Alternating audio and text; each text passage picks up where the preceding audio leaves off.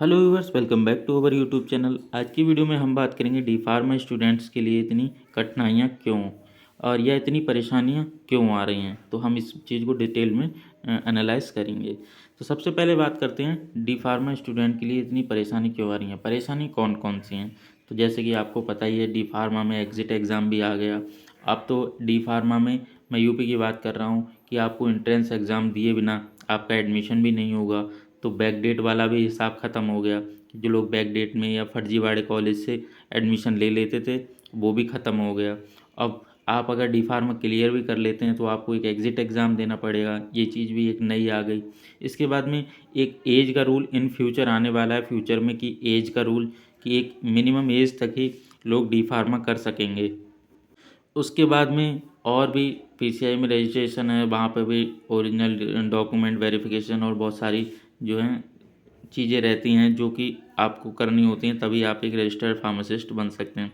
तो ये सब क्यों रहा है, तो हम इस बारे में बात कर लेते हैं।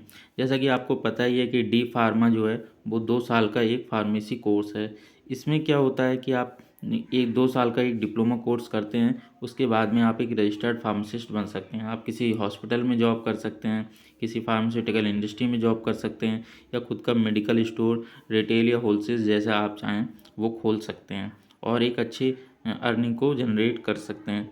तो इसमें होता क्या था कि डी फार्मा को लोग बैक डेट में कर लेते थे, या किसी से उन्होंने किसी कॉन्ट्रैक्ट बेस्ड कॉलेज से कर लिया।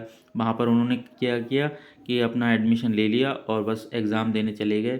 चाहे वो, और एग्ज़ाम में भी उनको जैसे तैसे करके कॉलेज के सपोर्ट से पास कर दिया जाता था और वो एक रजिस्टर्ड फार्मासिस्ट बन जाते थे। चाहे उनको बिल्कुल भी मेहनत करनी नहीं पड़ती थी, जीरो नॉलेज पर ही वो रजिस्टर्ड फार्मासिस्ट बन जाते थे। और उसमें बैक डेट में का भी एक सिस्टम था कि बैक डेट की उन्होंने डिग्री ले ली, 1 साल में डी फार्मा कर लिया, जैसे तैसे खींचतान के वो मतलब पास करा दिए जाते थे कॉलेज की हेल्प से, और वो रजिस्टर्ड फार्मासिस्ट बन जाते थे। तो उनमें, और जो एक बच्चा ऑफिशियली पढ़ाई कर रहा है, 2 साल या पढ़ाई कर रहा है और मेहनत कर रहा है, पढ़ाई कर रहा है, तो उसमें उनमें फ़र्क क्या रह जाता था। वो इतनी जल्दी एक शॉर्ट वेज में कामयाब हो जाते थे और वो इतनी मेहनत करके तब उनकी बराबर में पहुंच पाता था। तो इस चीज़ पर रोक लगाने के लिए ही पीसीआई ने जो है ये रूल्स उठाए हैं। डी फार्मा एक ऐसा कोर्स है जिसे आप बहुत जल्दी सक्सेस हासिल कर सकते हैं, बहुत जल्दी अपनी जो है अर्निंग जनरेट कर सकते हैं। तो इसी वजह से इसका सबसे ज़्यादा मिसयूज़ होता था। बैक डेट में एडमिशन ले लिया तो 1 साल में आप रजिस्टर्ड फार्मासिस्ट बन गए। आपने किसी कॉन्ट्रैक्ट बेस्ड कॉलेज से एडमिशन ले लिया तो भी आप बिना जाए कॉलेज, बिना जीरो नॉलेज के ही आप एक रजिस्टर्ड फार्मासिस्ट बन गए। और जो बच्चा बेचारा ऑफिशियली पढ़ाई कर रहा है, कॉलेज भी जा रहा है, प्री और एग्ज़ाम भी दे रहा है और मेहनत कर रहा है, तो उसमें फ़र्क ही क्या रह जाता था। वो तो बेचारा वैसे फिर बेकार है।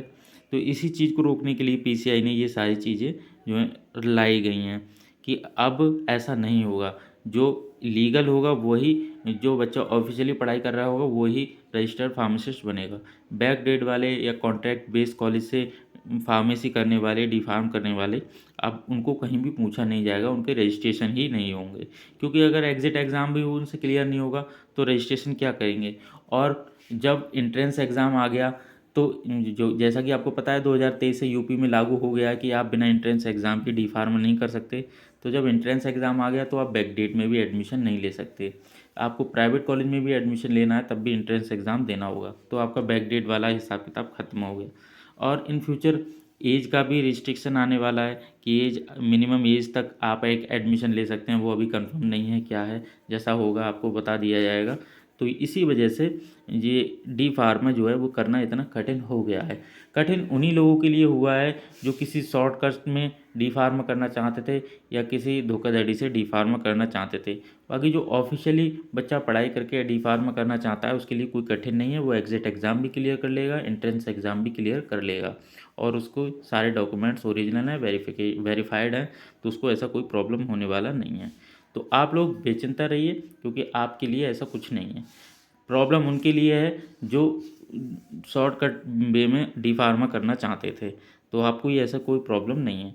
और ये सब आने से हमारे डी फार्मा में जो स्कोप बढ़ा ही है, अपॉर्चुनिटी बढ़ी ही है और कंपटीशन कम हुआ है। इस चीज़ का आप ध्यान रखिए। तो इस चीज़ को नेगेटिव मत लीजिए, ये पॉजिटिव वे में लीजिए। बस यही थी आज की वीडियो आपको कैसी लगी कमेंट करके बताना। अगर आप चैनल पर नए हैं तो चैनल को सब्सक्राइब करना, वीडियो को लाइक करना। मिलते हैं नेक्स्ट वीडियो में, तब तक के लिए टेक केयर, बाय।